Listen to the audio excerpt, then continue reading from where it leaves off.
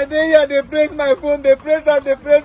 One message come enter like this, boy, for my phone. As I come open the message, I come see this our uncle. You don't see him? Okay. This Pa Wagu Christopher. I can't see him photo. I can't say now they want to do for him.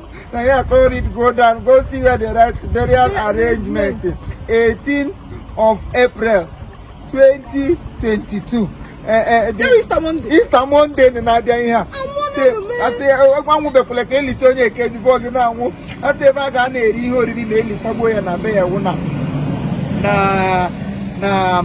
Na Ogbe Modern Primary School. Okay, no Munede, Delta State. From 1 p.m. Go back and you already need a appreciation. You already me young. When they talk about they happy say since they talk say you already young.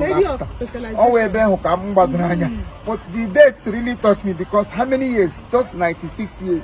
96 years keep back. Should I be happy because somebody died for 96 years? Not the person they say 120, 150. Make him go. I don't want that one. David say he's our beloved father, grandfather, great-grandfather, brother, and the father-in-law. Why the person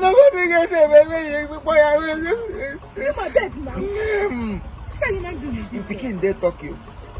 One of the Pikin, and that one I ain't call me for. Tell me saying Papa die. So I can't pity her.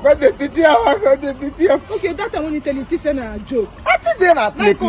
As I open phone like this, you can send the invitation. This is when I'm always open. So that very day, you and I will go there, go collect our burial rights. Ozu was I don't say Gabam. Delta people say they don't start now. I look at my eyes and Kakodi.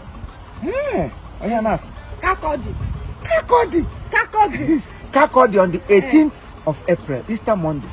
We are coming for our own Kakodi.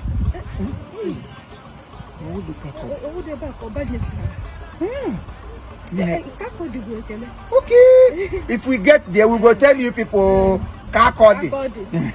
If not,